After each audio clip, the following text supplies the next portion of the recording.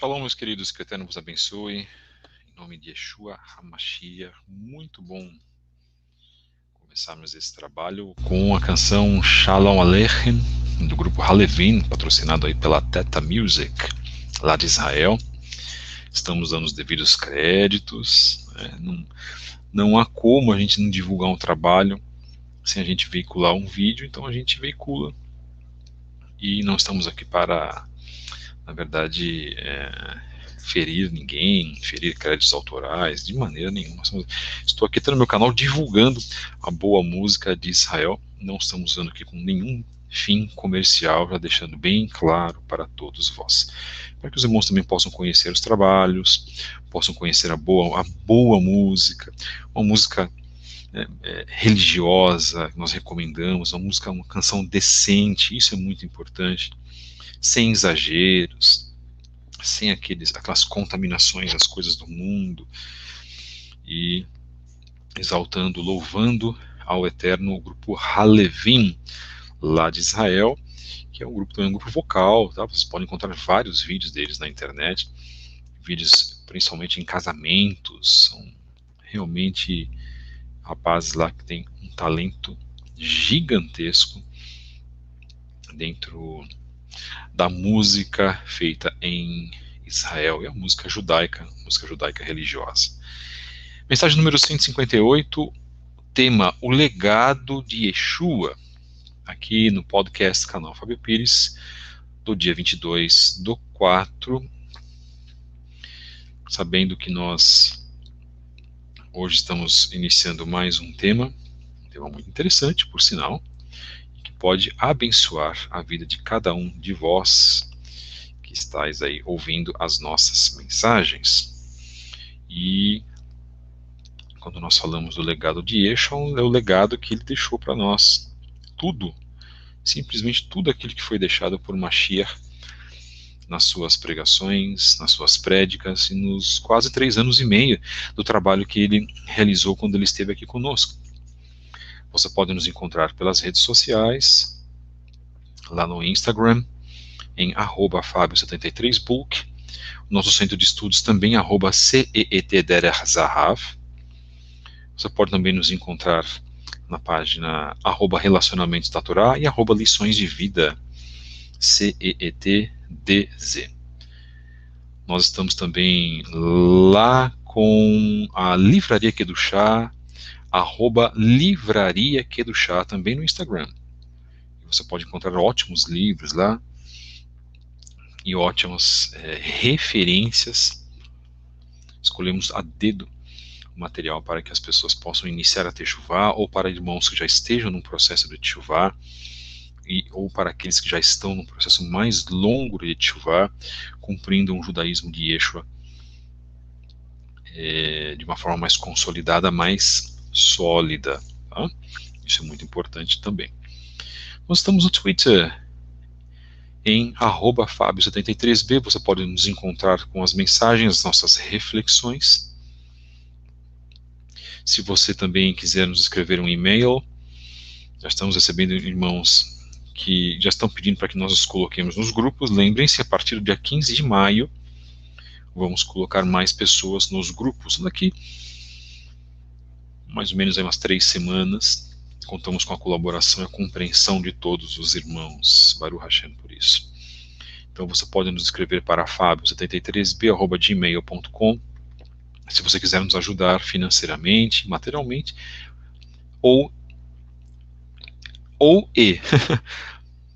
espiritualmente. Nós também precisamos de muitas das orações dos irmãos. Todas essas orações serão muito bem-vindas, tá, meus queridos? Por favor. E quando nós pedimos, né, pelas orações, há outras pessoas que também precisam de oração. Nós temos divulgado essas pessoas nos nossos grupos lá do Telegram. Nós estamos só no Telegram agora. Grupo Estudos Origens Hebraicas 1, para aqueles que estão iniciando a Teshuvá. Grupo Estudos Origens Hebraicas 2 e o grupo Estudos do Judaísmo.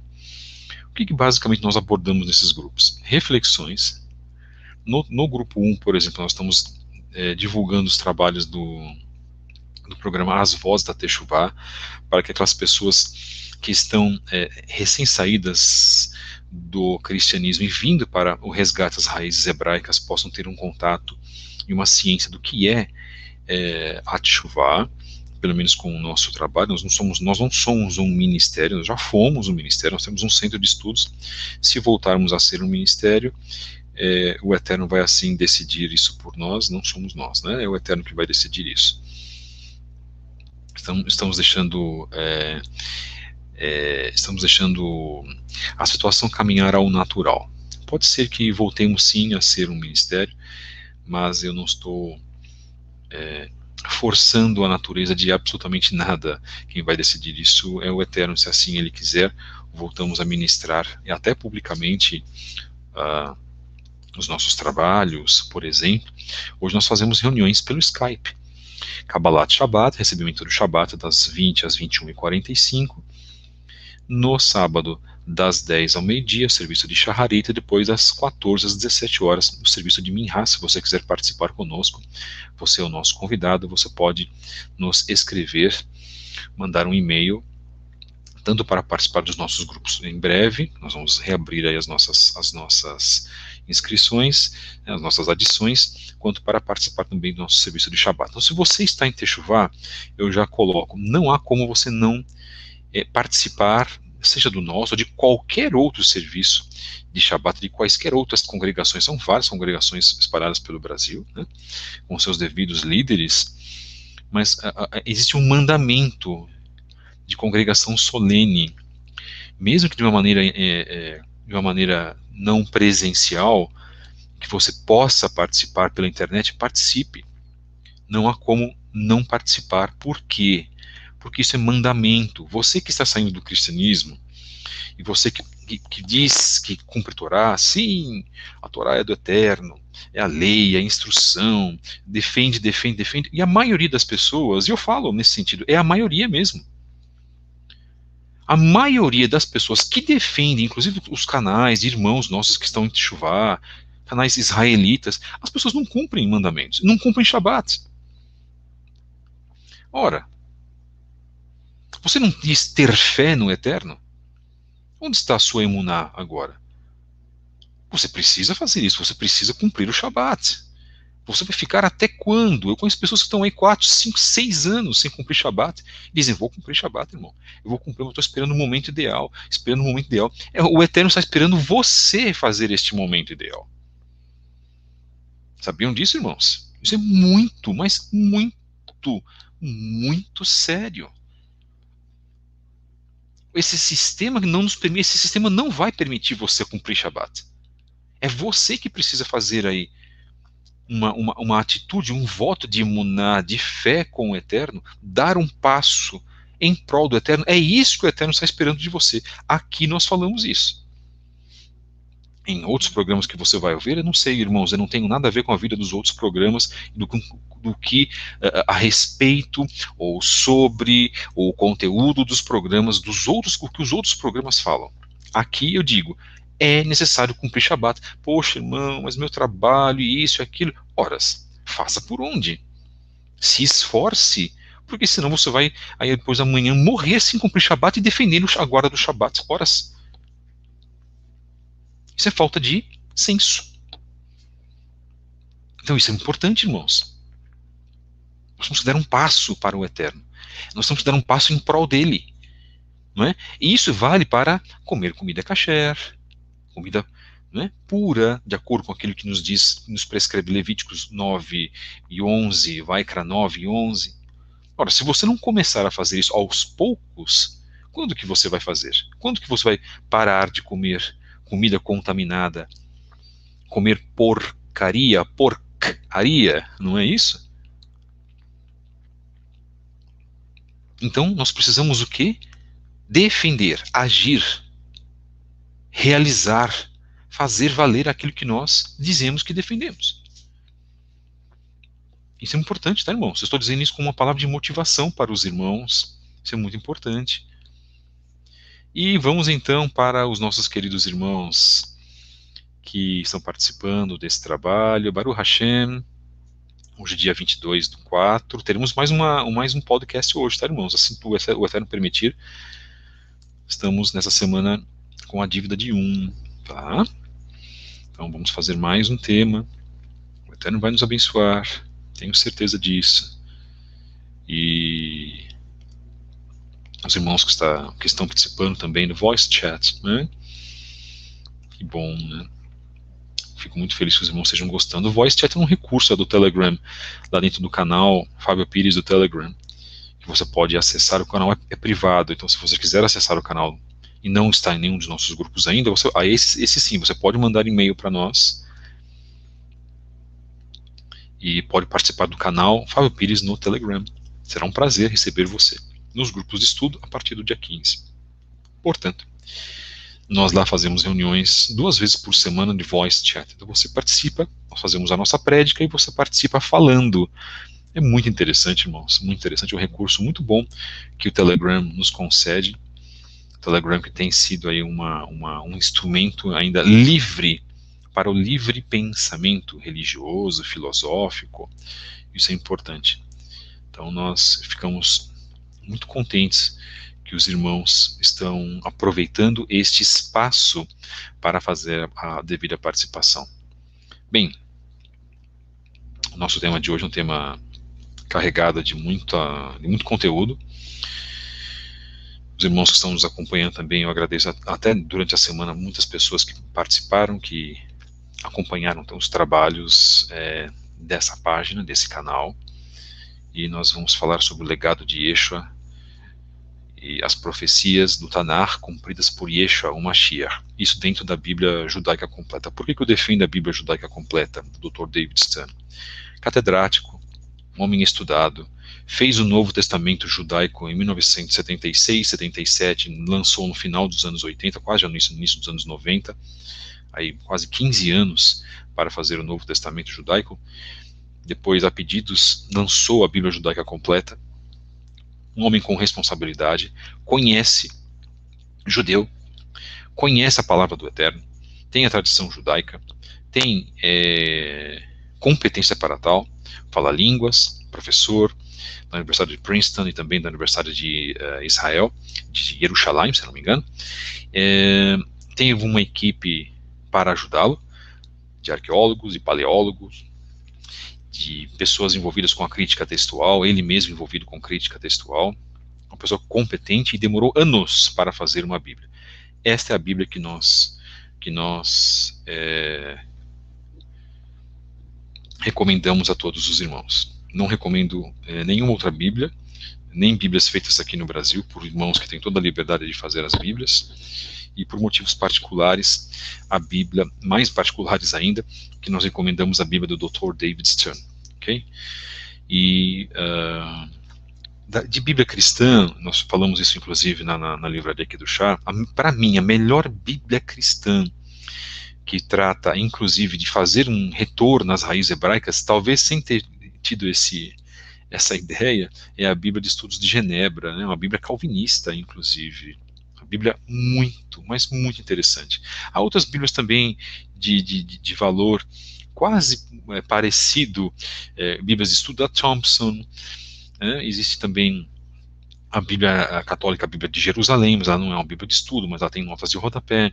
Agora, a Bíblia de Estudos de Genebra, ela é uma Bíblia excelente, e ela traz aí para mim a melhor definição do que é a instrução do Eterno, lá em Shemot, capítulo 20, a gente já fez programa sobre isso, eu fiz mais de 3 ou 4 programas sobre isso, lá para a livraria aqui do Chá. Quem sabe a gente vai fazer também um programa sobre Bíblias, aqui no canal Fábio Pires, e trazendo, né, nós vamos trazer a livraria aqui do Chá para o YouTube também, aí a gente vai ter que aparecer para a câmera, mostrar as Bíblias, mostrar o material, faremos isso sem nenhum tipo de problema, e para beneficiar a todos.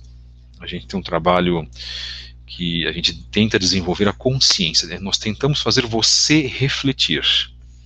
Isso é muito importante. Eu quero deixar aqui um abraço para o meu querido irmão Tzadok Benderer, o Rosh Tzadok Benderer, que conversei com ele ainda hoje. Que o Eterno o abençoe. Deixar um abraço também para o Felipe Cunha, do canal Rosh Felipe Cunha. Deixar um abraço também para o Yashar, Marlon Ricardo, do grupo Raízes Hebraicas da Fé. Um abraço também para o irmão Neemias Gomes, do canal Verdade Revelada. Tantos outros que têm feito um trabalho digno de alerta, ou um trabalho de consciência espiritual e doutrinária e bíblica. Estamos chegando em tempos, aliás, não estamos chegando não, nós já estamos em tempos muito, muito difíceis, tempos muito complicados, onde teremos que fazer e tomar certas decisões nas nossas vidas. É chegado o momento de tomarmos certas decisões. E neste canal, a gente não vai se omitir, aqui nós não nos omitimos, aqui nós falamos o que nós precisamos falar. Eu não tenho problema com esse assunto de derrubar canal, e eu não tenho medo do YouTube, por exemplo. Né? Não tenho esse tipo de coisa. Na verdade, eu estou gerando lucros aqui por descobrir que alguns dos meus vídeos estão sendo colocaram propaganda nos meus vídeos. Eu não passei nem a permissão para se colocar propaganda nos meus vídeos. O YouTube já fez isso, mas tudo bem, o que a gente pode fazer, né? Entretanto, baseado no artigo 5º da nossa Constituição, até que eu saiba, a Constituição brasileira está valendo. O dia que os governos totalitários, o dia que chegar o anti-Mashiach, o anticristo, o próprio Satanás incorporado, e disser quem manda agora sou eu, aí você vai saber que as constituições dos países, né, como cláusulas pétreas dos países, elas vão cair. Por enquanto, não. Então, por enquanto, nós temos a liberdade. Eu tenho a liberdade aqui de criticar vacinas, eu tenho a liberdade de criticar a nova ordem mundial, eu tenho a liberdade de criticar as medidas que estão sendo tomadas, porque vivemos, né, num país livre. Até que eu saiba, o país é livre. O que eu não posso fazer é ofender pessoas, claro, como algumas pessoas aí acabaram fazendo, tiveram problemas de maneira nenhuma. Isso nós não podemos fazer e não apoiamos isso. Mas nós podemos, na verdade, trazer o nosso pensamento religioso, também o pensamento da liberdade religiosa. Ora, se há pessoas do meio esotérico, das religiões de matizes africanas, do meio católico, qual mais? Do budismo, do hinduísmo, podendo falar o que eles bem entendem, né, do ocultismo, inclusive, né, magos, feiticeiros com seus programas, por que nós não podemos falar aquilo que nós pensamos, aquilo que nós ainda temos esta liberdade, né? Então nós vamos fazer sim, nós aqui não temos receio com nenhum tipo de cerceamento, não é da minha índole ter problemas com relação a isso, medo de represálias, nada disso. Então nós somos um país livre, nós vamos falar sobre todo e qualquer assunto que nós achamos que seja importante de ser colocado, que seja importante de ser discutido, mostrado, havendo sempre um respeito para com quem pensa diferente e nos fazendo assegurar também o respeito que nós precisamos ter. Bom, página 57 da Bíblia Judaica Completa, que possui aqui, irmãos, as melhores páginas de instrução com relação a quando você vai ler uma Bíblia. Então, quando você vai ler a Bíblia Judaica Completa, do Dr. David Stern, lá da editora Vida, eu fazendo aqui já a propaganda, e tem que fazer mesmo, porque eu não estou ganhando nada com isso, obviamente, mas falando que você, né, adquire essa Bíblia Judaica Completa, o Tanar é a Brit Hadashah, da editora Vida, tradução aqui do inglês para o português, vou dar aqui o nome dos tradutores, também é importante falarmos isso, Rogério Portela e Celso Eronides Fernandes, pelo ótimo trabalho que esses dois tradutores fizeram também da minha área, né? Um trabalho assim muito interessante. E a Bíblia Judaica Completa, ela é completa mesmo, tá, meus queridos? Ela não é uma Bíblia de estudos. Mas o início, né, um material de 1998, o início dela, as 71 páginas, são páginas importantíssimas para a tua ciência. Nós vamos fazer muitos podcasts ainda sobre estudos doutrinários. Nós vamos se assim o Eterno nos permitir, nos consolidar nos estudos. E esse é um podcast para estudos. Se você quiser também deixar o seu like, compartilhar também este canal. Faça isso, será uma bênção para todos nós. E sabendo que você pode ser beneficiado com esse trabalho, você pode divulgar o seu canal, pode divulgar, no seu canal os nossos trabalhos. Também nos avisem antes, tá, irmãos, para nós não termos problemas como nós ainda tivemos aquele problema e ainda temos aquele problema lá no Telegram, podcast canal Fábio Pires. Eu nem fiz o canal, fizeram um e-mail com o meu nome. Lá tem vídeos meus, vídeos do Neemias, inclusive a pessoa, infelizmente, fez e deixou lá, parece, para um outro administrador. O canal está lá ainda. Eu falo para você, podcast canal Fábio Pires no Telegram, não é meu, tá, irmãos? Então, assim, ninguém faz nada lá, ninguém parece que fala nada, as pessoas vão deixando o material. Não façam isso, irmãos. Fizeram um username no meu nome, não pode, isso é falta de ética, isso é grave também, inclusive.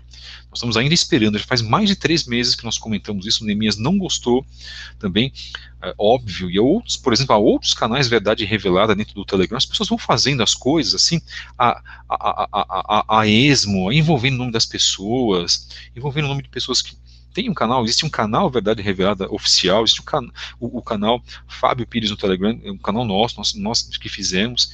Então, assim, as pessoas acham graça em fazer esse tipo de coisa. Isso não tem graça, irmão. Isso é criancice, isso é uma vergonha, inclusive, que é feito. Isso é uma falta de respeito conosco. Não pode. É a mesma coisa que eu querer chegar e fazer uma conta em nome de um político famoso aí para defender a pessoa, sendo que eu nem pedi para ele, ou fazer o nome de um Roche, de um outro Moré, se eu nem pedi para a pessoa, não pode, isso é falta de ética. Mas parece que as pessoas elas não se tocam com relação a essas coisas. E o trabalho fica, porque é uma crítica mesmo. Então, lá para a pessoa que é o administrador do podcast, canal Fábio Pires, por favor, nós pedimos mais uma vez, retire o canal.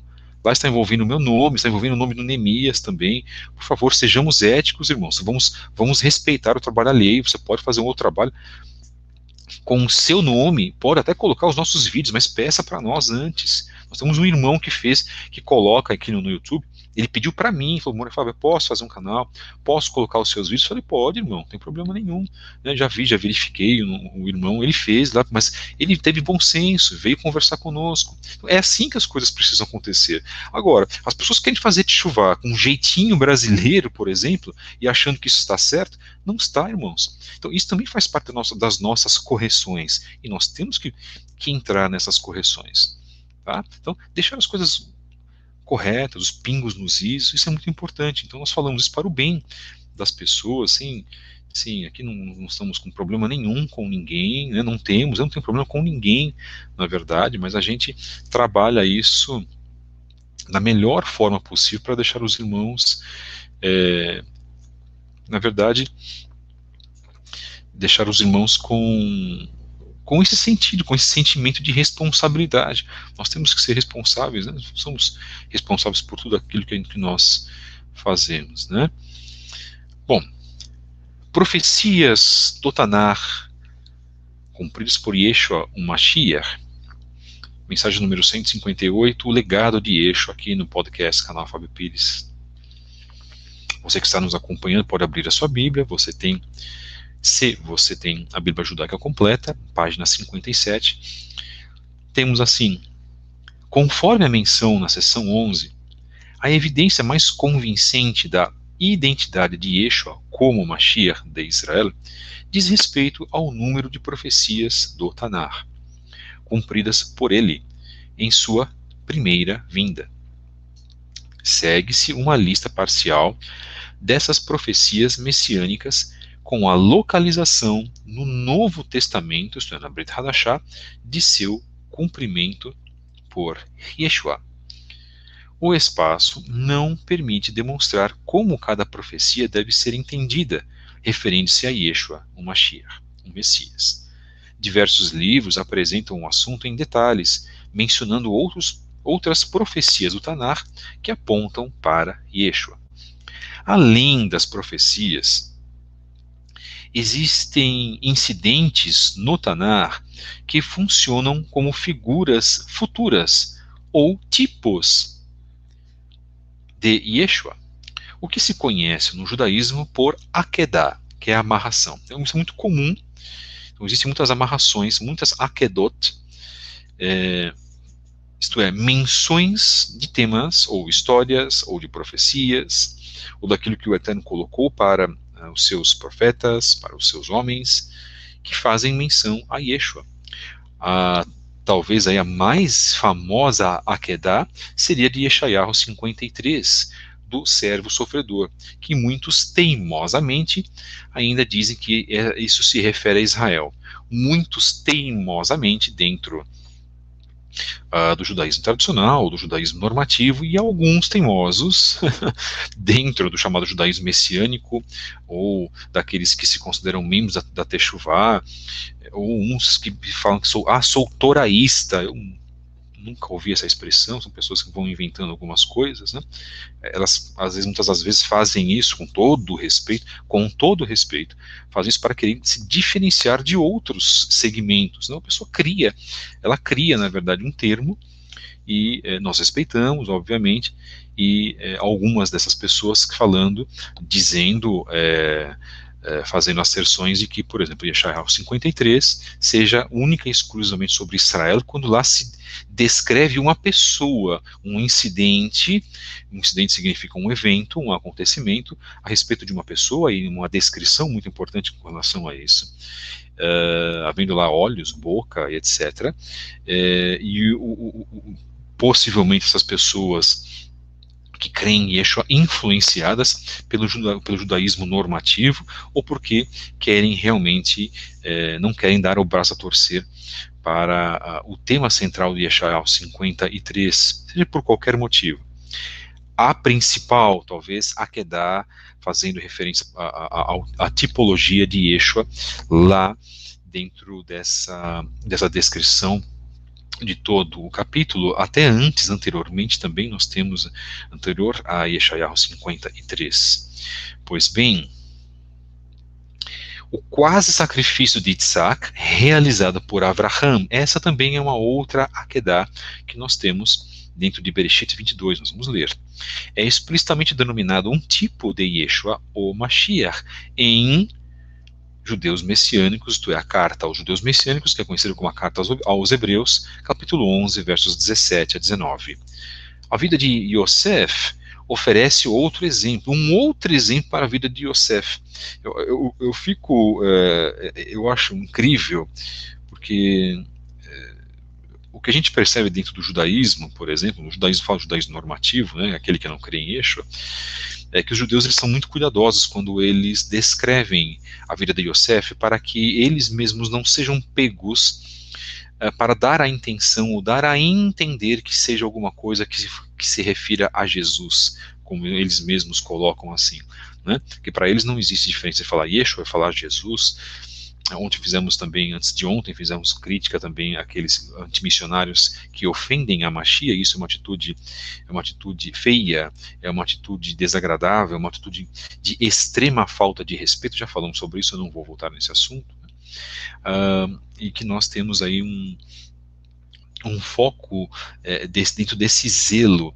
Eles tomam muito cuidado. Isso é algo que eu percebi, a gente vai com a experiência, com o tempo, né, percebendo que existe algo nesse sentido, para que eles não se deixem ser pegos nas suas próprias palavras, a fim de que não deem a intenção de que aquilo que eles estão falando possam fazer alguma remissão àquele que morreu segundo o cristianismo, que morreu na cruz, segundo o nosso entendimento, aquele que morreu no madeiro, os tauros. Esse é o grande ponto, trazendo já desde o grego. Bom, então a vida de Yosef faz referência a Yeshua. Toda a vida dele, o sofrimento dele, a revelação dele para os seus irmãos, ele que estava com uma capa, vamos dizer assim, uma capa figurativa, né? Um disfarce de egípcio, vamos colocar assim, e que no momento devido ele pôde se fazer valer, se descobrir para os seus irmãos, né? Que são todas as tribos que estavam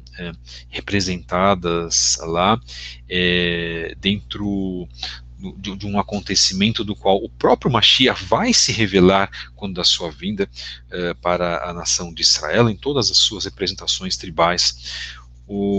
Esse evento de Yosef, irmãos, ele representa um marco.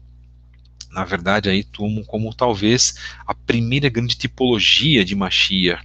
Eu falo isso, posso estar esquecendo alguma outra anterior, mas como ela está retratada em Bereshit, né, capítulos 37 até o capítulo 50, a gente trata, a gente observa nisso temas que vão fazer a remissão para Yeshua. Yeshua ainda vai se revelar para os judeus. Os judeus não acreditam que ele seja, que aquele homem é propagado pelo cristianismo, que os próprios judeus, eu descobri que em Israel, muitos dos ditos religiosos lá em Israel, a maioria da população não sabe de Bíblia. Os que sabem de Bíblia, na verdade, os que conhecem o Torá, por exemplo, são os judeus religiosos e que, ainda que criticam Yeshua, não conhecem a Brit Hadashah. Então, se comete o mesmo erro, falar de algo que não se domina. Isso também acontece em Israel. Tá, irmãos? Isso é muito complicado. Domínio mental sobre as pessoas ocorre também dentro do judaísmo. Não é porque eles são religiosos, ou a nação, ou o povo escolhido pelo Eterno, que não existe um domínio. Também existe. Só que nós falamos antes de ontem que o ato deles estarem cegos, ou o fato deles estarem cegos, é algo profético, né? Então, nós temos que também levar isso em consideração. Só que se a maioria está cega, a maioria aí, vamos colocar aí um eufemismo, né? A maioria esmagadora, existe uma minoria que abre os olhos, existe uma minoria que vai atrás, existe uma minoria, principalmente nos Estados Unidos, muitos judeus nos Estados Unidos, vocês podem assistir aos vídeos do Ministério One for Israel. Tem as minhas ressalvas, mas é um ministério muitíssimo competente, feito por judeus, né, crentes em Yeshua, e dão relatos. Vocês podem acompanhar os testemunhos, as falas, os relatos emocionantes, muitos deles, falando, homens e mulheres, ex-rabinos ortodoxos, olha, em pleno século XXI, falando sobre como conheceram a Mashiach. E isso não é importante, irmãos? Isto é muitíssimo importante. Aí eu pergunto, será que Yeshua, então, foi uma pessoa qualquer? Não deixou legado nenhum? Ora, se essas pessoas têm experiências sobrenaturais com Yeshua, nós diríamos o quê? Que isso são experiências satânicas? Que isso são experiências do maligno para com esses irmãos? Pessoas libertas de problemas? Pessoas libertas do alcoolismo? Pessoas curadas dentro e fora de Israel? E os rabinos insistem em esconder isso. Mas quando acontece isso, esses fatos sobrenaturais, esses fatos além da compreensão na família de um grande rabino, muito disso é abafado. Para que a própria sociedade judaica, o meio judaico, o ambiente judaico não venha a conhecer isso. E das duas, uma, a pessoa que assume isso, ou ela permanece calada, ou ela se retira daquele meio. E muitos têm escolhido a segunda alternativa. E precisam fazer isso mesmo. Né? Porque se eu estivesse numa situação dessa, eu diria, não, eu tive uma experiência sobrenatural, ele é o Mashiach, por que eu vou ficar aqui quieto dentro da minha sinagoga, sem poder me manifestar? Então nós apoiamos esses irmãos judeus que têm essa atitude, que é uma atitude correta, uma atitude sensata, porque descobrem que Yeshua é o Mashiach, e ele é mesmo. Ao passo que muitos no Brasil, muitos que vêm para a Teshuvah fazem o caminho contrário, têm o testemunho de Yeshua e passam a negá-lo. A gente sempre coloca, ou quase sempre coloca dentro do nosso discurso, enquanto não se arrependerem, há tempo de arrependimento, hein, irmãos? Há tempo de voltarem ainda. E se você conhece alguém que negou a Mashiach, avise, faça um favor para esta pessoa. Conceda uma brahá para esta pessoa, avise, alerte. Você conhece algum amigo, um irmão querido, que tinha o testemunho de Mashiach e depois foi contaminado, infectado por uma água de lodo, para que essa pessoa se afastasse do caminho do Eterno, do testemunho de Yeshua? Converse com esta pessoa. Há tempo para essa pessoa se redimir, voltar. há tempo para uma confissão, para tahanon, súplicas. Esse é o nosso objetivo e aquilo que as pessoas também têm trabalhado, muitos, né, têm também trabalhado. Entretanto, posteriormente, ele os salvou da morte. Yosef salvou os seus irmãos da morte, ainda que a princípio não tenham reconhecido. Vocês se lembram que naquele episódio o mundo vivia uma fome terrível. Israel tinha fome também. Isso não significa que Breshit 22 contenha a profecia de que Yeshua seria ressuscitado dentre os mortos, ou que Breshit 37 até o 45 prediga a rejeição inicial do Salvador pelo povo judeu como nação. Ao contrário, a passagem demonstra que o plano divino de salvação descortinado na história, possui uma unidade determinada pelo Eterno, desde o princípio até a consumação em Yeshua, o Mashiach. De fato, o próprio Yeshua explicou dessa forma a 2 de seus seguidores, a 2 de seus talmidim. Isso está marcado em Lucas, capítulo 24, versos 25 a 27. Vamos usar todas as referências agora dos cumprimentos das profecias de Yeshua. Quero citar uma obra aqui importante também, essa obra que eu não tenho, uma obra de Anson D.F. Randolph Company, de 1884. Esse é o nome da casa publicadora, pelo que eu percebi aqui, né? New York, Nova York. Escrito pelo judeu messiânico Alfred Edersheim, no qual uma lista de 456 passagens do Tanar é aplicada ao Messias por antigos escritos rabínicos, apoiadas por 558 citações de seus escritos. Está marcado na Encyclopedia of Biblical Prophecy, New York, Harper & Row, 1973. Aqui é a casa publicadora. Depois esse livro foi, pelo que eu percebi, refeito, republicado, reeditado em 73, o ano que eu nasci, inclusive. O nome da obra é The Life and Times of Jesus the Messiah. A vida e os tempos de Jesus, o Messias, para a tradução para o bom português.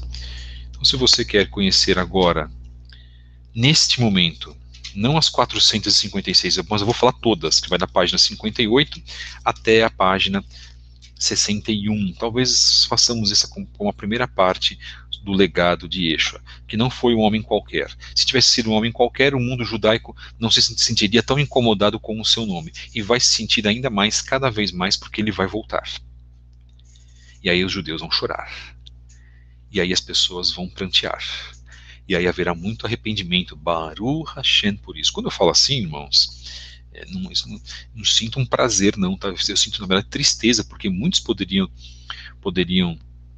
reconhecer Yeshua agora e poupar dos problemas, né, e não ter os problemas gigantescos que terão por não reconhecerem a Mashiach e por muito provavelmente serem enganados por este falso Mashiach, que seria o que será o anticristo que está em breve para aparecer no nosso mundo atual. Então, nós temos aí, irmãos, um ponto muito complicado para os judeus. Orarmos pelos judeus para que eles aceitem a Yeshua é fundamental. Então vamos lá. Primeira profecia: o Messias deve ser a semente da mulher que esmagaria a cabeça da serpente. Onde está marcado isso? Está marcado no Tanar, em Breshit, capítulo 3, verso 15. Onde está isso no cumprimento na Brit Hadashah? Em Gálatas, capítulo 4.4, 1 Yohanan 3, verso 8. Segunda profecia: ser a semente de Abraham. Isso está marcado em Breshit, capítulo 12, verso 3. Aonde está marcado isso, no cumprimento da Brit Hadashah? Matitiahu, Mateus, capítulo 1, verso 1, Atos, capítulo 3, verso 25 e Gálatas, capítulo 3, verso 16. Terceiro, ser a semente de Isaac. Nós vimos isso em Breshit, capítulo 17, verso 19, capítulo 21, verso 12. E aonde está esse cumprimento na Brit Hadashah? Em Matitiahu, capítulo 1, verso 2, Lucas, capítulo 13, verso 34, e a carta aos judeus messiânicos, ou conhecida como carta aos hebreus, 11, versos 17 a 19. A profecia que o Messias deve ser a semente de Yaakov e a estrela de Yaakov, que terá domínio. Isso está marcado no Tanar, essa menção, em Bereshit 28, verso 14. E também em Números, Bamidbar 24, versos 17 a 19. Aonde está esse cumprimento? Em Matitiahu, capítulo 1, verso 2. Lucas, capítulo 13, verso 34. E em Apocalipse, ou Guiliana, ou conhecido em português como Livro de Revelações, 22, verso 16. A profecia de que o Messias deve descender de Yehudá. A fonte é Bereshit, capítulo 49, verso 10. O cumprimento está em Matitiahu 1, versos 2 e 3, Lucas, capítulo 13, verso 33, carta aos judeus messiânicos, ou hebreus, capítulo 7, verso 14. Um momento.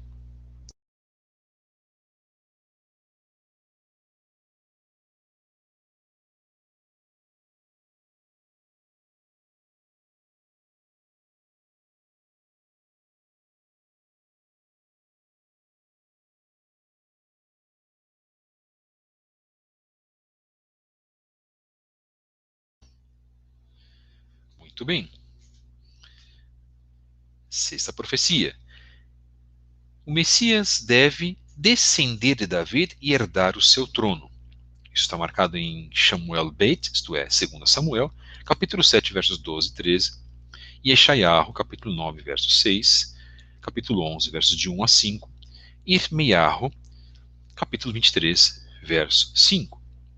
Onde está esse cumprimento?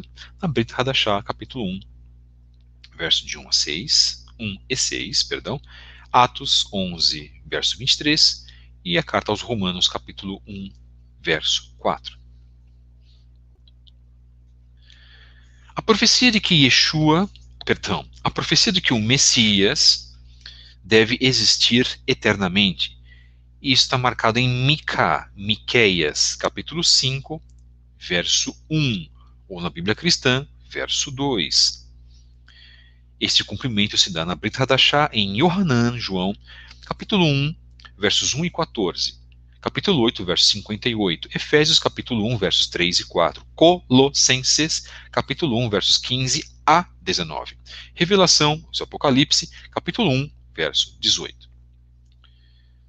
Tudo isso que nós estamos comentando, você vai anotando, você pode ouvir novamente. Esse podcast vai ser um pouco mais curto. Eu não vou falar de todos porque já decidi agora, pronto, vamos fazer a parte 2, o legado de Yeshua.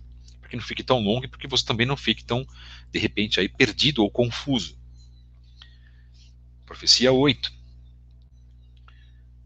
A profecia diz que o Messias deve ser o filho de Elohim. Atenção, ser o filho de Elohim.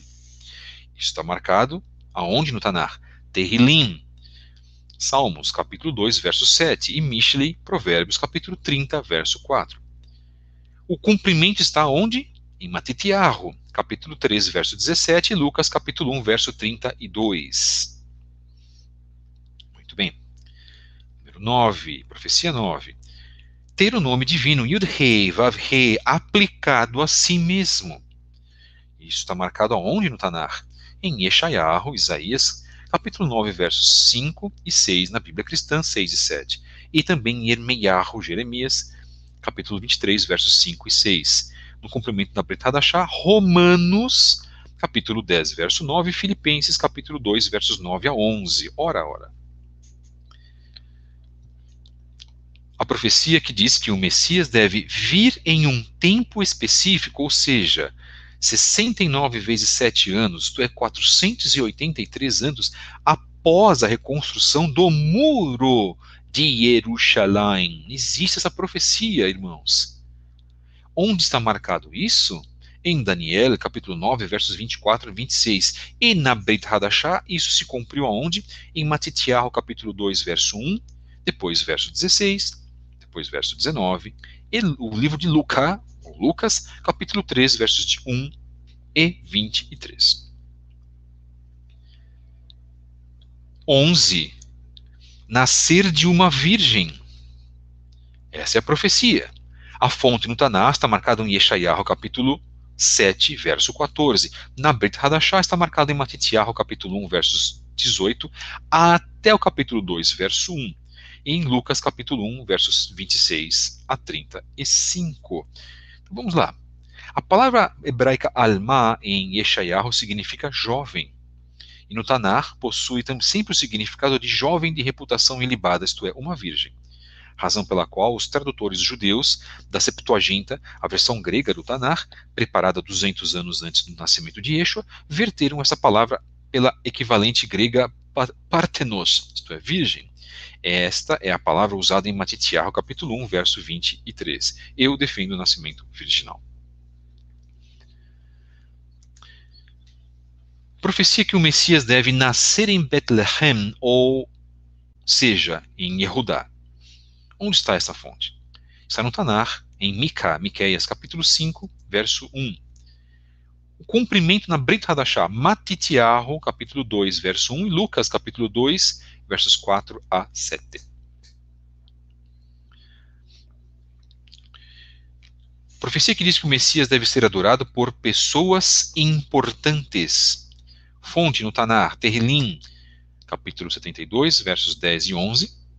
E o cumprimento na Brit Hadashah, Matitiahu, capítulo 2, versos de 1 a 11. A profecia de que Mashiach deve ser precedido por um arauto, isto é, um homem, um arauto, um anunciador, vem antes dele. Isso está marcado em Yeshayahu, capítulo 40, versos 3 a 5, e em Malachi, capítulo 3, verso 1.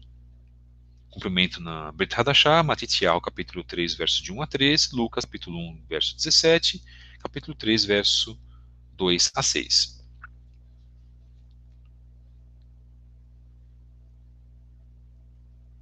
Profecia 15. O Messias deve ser ungido com o Espírito de Elohim. Isso está marcado em Yeshayahu, capítulo 11, verso 2, 61, verso 1, e marcado em Terrilim, Salmos, capítulo 45, verso 8, ou na Bíblia Cristã, verso 7.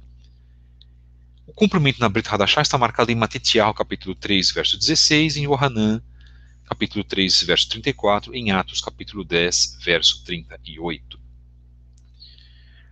A profecia de que o Messias deve ser um profeta como Moshe, isso está marcado em Devarim, capítulo 18, versos 15 e 18.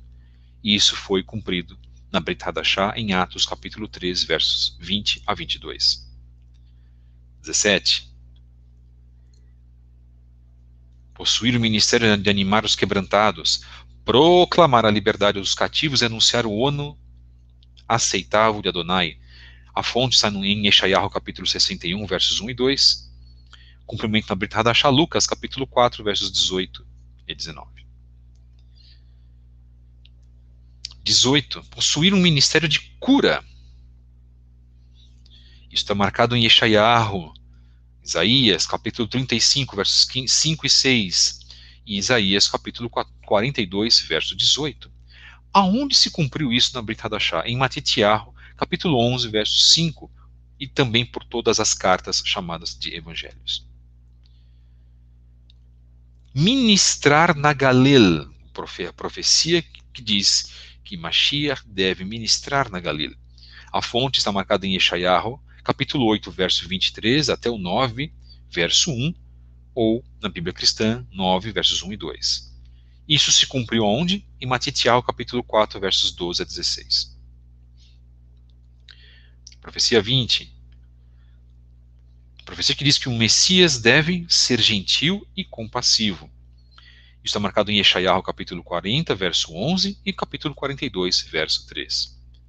O cumprimento está em Matitiahu, capítulo 12, verso 15, e no verso 20, na Brit Hadashah, e também a carta aos judeus messiânicos, capítulo 4, verso 15. A profecia que diz que o Messias deve ser humilde e discreto está marcado no Tanar, Yeshayahu, capítulo 42, verso 2. Ser humilde e discreto, não com pompa e formosura, como os judeus esperavam, porque muitos judeus sabem que existem duas partes para serem cumpridas no legado de Mashiach: servo sofredor e o servo glorioso, Mashiach ben Yosef, Mashiach ben David. Isso todo mundo sabe, eu defendo isso. Há pessoas que não defendem, nós respeitamos, inclusive. Mas ser humilde e discreto. Vou repetir, Yeshayahu 42, verso 2. O cumprimento se dá na Brit Hadashah, em Matityahu, capítulo 12, versos 15, 16 e 19. A profecia que diz que o Messias deve ser impecável e não enganar está marcado em Yeshayahu, capítulo 53, verso 9. Esse cumprimento se deu em 1 Kefa, 1 Pedro, capítulo 2, verso 22. 23. Suportar a culpa de outras pessoas. Está marcado em Yeshayahu 53, verso 12, Terrilim 69, verso 10. Aonde se cumpriu isso? Em Romanos, capítulo 5, verso 3. Suportar a culpa de outras pessoas. Vamos ver o que a Torá, já fiz a nossa brachá da Torá. Na Parashá Shemini, vamos lá, os judeus falam que o sacrifício de um justo não faz expiação de pecados, não é? E eles falam aquilo que convém a eles, tá, irmãos? Com todo respeito aos nossos amados irmãos judeus, eu tenho um apreço enorme, sou um judeu messiânico, horas. Mas nossos irmãos judeus normativos só enxergam aquilo que lhes convém. Eu vou falar 3 vezes. Os judeus normativos enxergam aquilo que lhes convém. Terceira vez. Os judeus normativos, sejam de quaisquer linhas, só enxergam aquilo que lhes convém.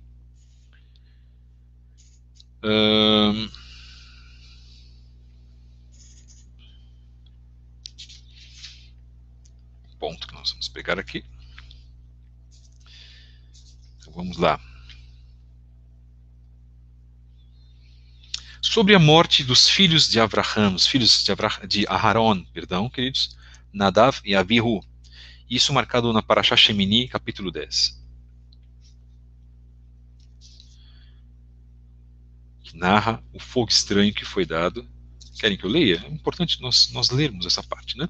Capítulo 10, já fizemos a nossa brachá para a Torá. E os filhos de Aharon, Nadav e Abihu, tomaram cada um seu incensário e puseram fogo neles. E puseram sobre eles incenso e ofereceram diante do Eterno um fogo estranho, o que não lhes ordenara. E saiu fogo de diante do Eterno e os queimou, e morreram diante do Eterno. E disse Moshe a Aharon, e isto é o que falou o Eterno, dizendo: por que meus escolhidos me santificarei, e ante a face de todo o povo serei glorificado, etc. E calou-se Aharon, e continua a narrativa nessa parte da Parashá Shemini. Muito bem, o que diz a explicação rabínica sobre este ponto da morte dos 2 filhos de Aharon? Segundo o versículo, o pecado deles foi haver oferecido um fogo estranho perante o Eterno. Pois, apesar dele recomendar, como está marcado em Vaikra 1, verso 7, ou Levíticos 1, verso 7, aos filhos de Aharon pôr o fogo sobre o altar, Moshe e todo o povo esperavam que viesse o fogo do céu, como de fato aconteceu mais tarde com o profeta Eliarro, 1 Reis, capítulo 18, verso 38. E assim o nome do Eterno seria santificado, bendito seja ele. O Midrash Vaikra Rabbah atribui a muitas outras razões a morte dos filhos de Aharon, e uma delas é que eles morreram por Kaparat Hador, isto é, para expiar os pecados da sua geração. Aqui, eu vou ser muito tranquilo, tá, irmãos, no que eu vou falar agora. Muitas vezes a gente já é firme para falar, as pessoas acham que a gente está bravo. Estamos não, tá, irmãos? De maneira nenhuma, que é isso. Eu vou falar agora para os judeus que estão talvez ouvindo esse podcast. Meu amado irmão judeu e minha amada irmã judia normativa que não crê no mesmo Messias que eu creio, que você vai vê-lo voltando, ou talvez não, não sei, não sabemos se nem estaremos vivos amanhã, os rabinos escondem de você uma série de pontos sobre Yeshua que eles mesmos sabem, mas não podem, por circunstâncias maiores ou forças maiores nas quais nós desconhecemos, eles não podem falar. Por isso que eu dei o exemplo mais clássico de que as pessoas, não, muitos dos alunos das Yeshivot não podem ler Yeshayahu 53. Isso é muito importante deixarmos aqui colocado. Então, quando nós lemos aqui comentário da Torá da editora Sefer, a famosa Torá azul, e eu estava lendo, antes de falar para você, irmão judeu, irmã judia, de que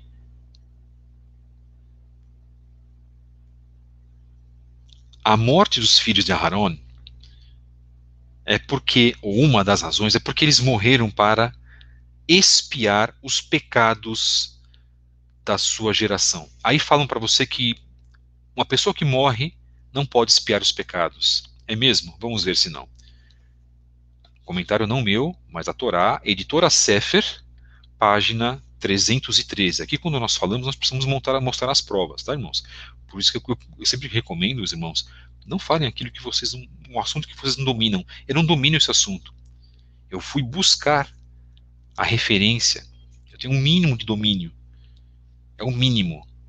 Mas eu preciso buscar uma referência, preciso ser humilde o suficiente, ter bom senso para buscar uma referência, para dizer assim, está escrito aqui, página tal, comentário de tal livro. Diz assim: a morte dos justos serve de expiação pelos erros e faltas dos pecadores, e leva-os, atenção, ao bom caminho.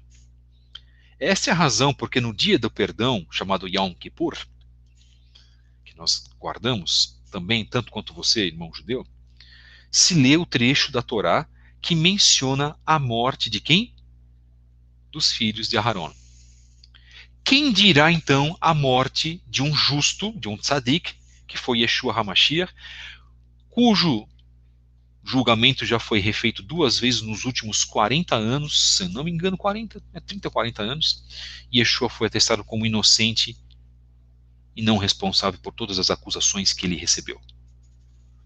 Uma delas, por sinal, era de curandeirismo, e a de ser um falso profeta. Ele foi inocentado.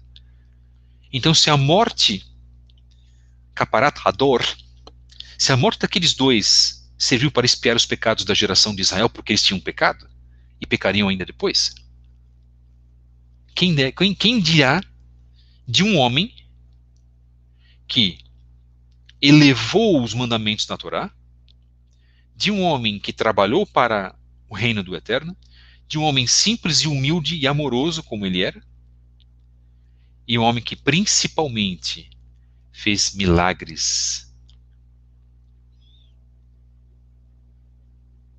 Esse é o grande legado de Yeshua, porque ele morreu para que hoje eu e você estivéssemos aqui, para que nós pudéssemos clamar o seu sangue pela expiação que ele fez naquele madeiro. Se isso não tivesse feito, irmãos, eu digo para os irmãos, nós não estaríamos aqui hoje. Então, não é verdade quando alguns judeus dizem que a morte de uma pessoa não faz a expiação, porque a própria Torá fala que os 2 filhos de Aharon fizeram.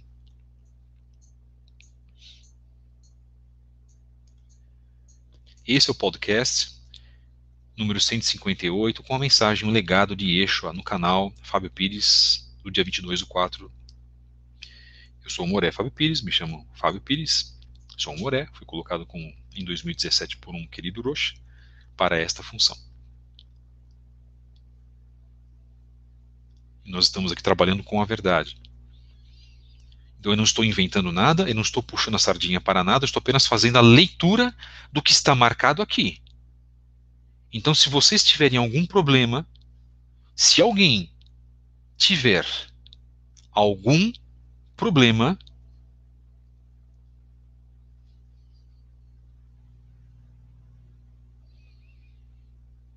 Reclame com a Torá da editora Sefer.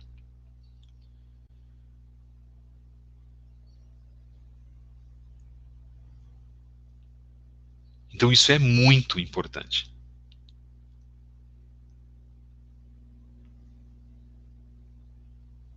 Então se vocês acham que Yeshua não representa absolutamente nada, revejam os vossos conceitos. Ou se vocês acham que ele representa alguma coisa, foi um homem, um profeta, uma pessoa que pregou amor, que pregou a paz, inclusive. É isso que o mundo vê Yeshua assim, né? Agora, falar que ele foi o Messias, que houve o sobrenatural com ele naquela época, que o sobrenatural ainda acontece, você falar isso é arrumar briga com as pessoas. Isso é espiritual. E o judeu não querer aceitar Mashiach, porque ele sempre faz essa referência ao cristianismo, dizendo que Mashiach quebrou a Torá, dizendo que Mashiach era filho de um relacionamento adúltero de Miriam com um oficial romano. Invencionices, irmãos. Eu já comentei que o tal do Yeshu que é mencionado no Talmud é o Yeshu Toldó, não é o Yeshua HaMashiach. E infelizmente muitas pessoas, muitos irmãos nossos caem nessa ladainha, nessa asneira.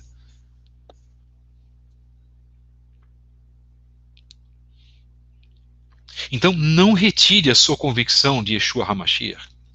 Ou se você tinha a sua convicção sobre Yeshua, volte, faça uma oração, uma tefilá, seja humilde, faça uma prova com o Eterno. Se você tinha o testemunho e se o teu rabino disse que ele não é o Messias e o teu rabino achava que ele era, ou o seu Rosh achava que ele fosse, ou o seu Rosh que fazia parte de uma congregação cristã no passado e começou tão bem e influenciou para o bem tantas pessoas e que depois, num devido momento, por circunstâncias das quais nós não sabemos, passa a negar num processo gradual até chegar, passou pela negação das cartas de Shaul, de Paulo, depois passou negou a Mashiach,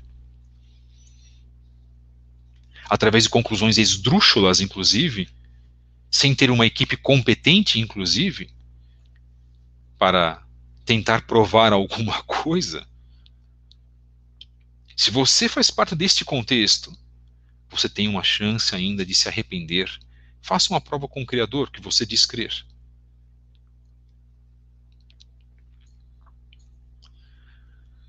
Bendito seja o Eterno, irmãos. Vamos para as três últimas, 24, 25 e 26. 24, ser sacerdote. A profecia era que o Messias deve ser sacerdote. Isso está marcado em Terlim, Salmos, capítulo 110, verso 4.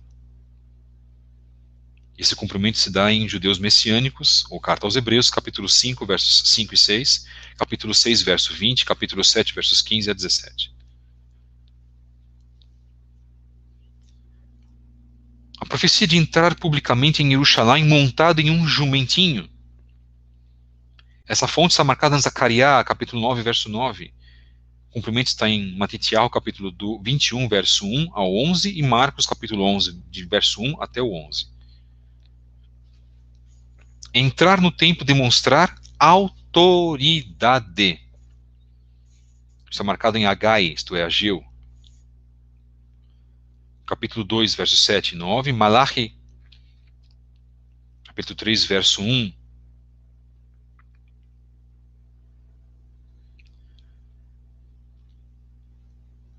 Esse cumprimento se dá em Matitiahu, capítulo 21, verso 12.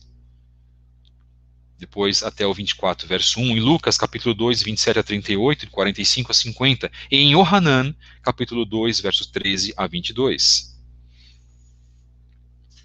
Nós já comentamos, os filhos de Aharon ofereceram fogo estranho. Estavam em pecado porque eles, muito se diz que estavam embriagados, né?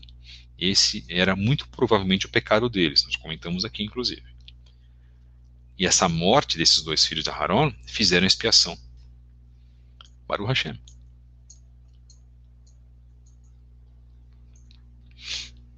trazer este assunto à tona, irmãos, faz com que nós tenhamos aqui primeiro, um cuidado e uma cautela com o assunto que nós vamos trabalhar.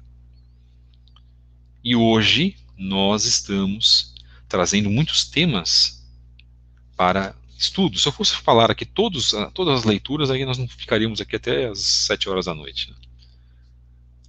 Bendito seja o Eterno que tem nos abençoado. E para você que quer conhecer mais as cubras profecias de Yeshua, acompanhe-nos amanhã. Nós vamos fazer a parte 2 amanhã, é importante. Esse trabalho não é feito, eu já digo mais um conselho, eu gosto muito de passar conselhos aos irmãos, pelo menos as pessoas que fazem os nossos estudos são aconselhadas. Nós não fazemos esse tipo de trabalho para que você ganhe na discussão, ou ganhe no gogó, ou na garganta, com alguém que não crê que Yeshua seja o Messias. Se você está aqui, ouvindo esse trabalho para que você possa ficar anotando tudo o que eu estou falando, para que você possa ganhar numa discussão com outra pessoa, não faça isso. Esteja aqui para angariar, para acumular conhecimento, e não para disputar nada com ninguém. Nós não estamos aqui para disputar nada com ninguém, irmãos. Muitas pessoas querem disputar. O meio judaico-messiânico é feito de disputas e de pessoas que se travestem de humildes para querer disputar com o outro. Eles estão errados, mas vão descobrir ainda que estão errados, porque o Eterno vai tocar no coração deles, até que o ego deles os permita. Nós estamos aqui para abençoar. Nós estamos aqui para trabalhar a verdade e não para disputar algo com ninguém. Eu não vou disputar aqui estudos meus com outro irmão que tem um outro canal e isso e aquilo.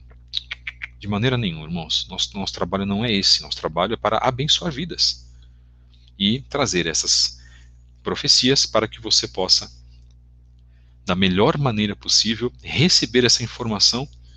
Agora, se alguém pedir alguma coisa para você, pedir referências, aqui está um trabalho que você tem para que você possa indicar e colocar as devidas referências. Nunca para brigar com pessoas, como nós temos visto aí desde que as grandes redes sociais vieram. São ringues, verdadeiros ringues de luta livre. Já assistiram luta livre? Né? As piores coisas que existem, né, para assistir.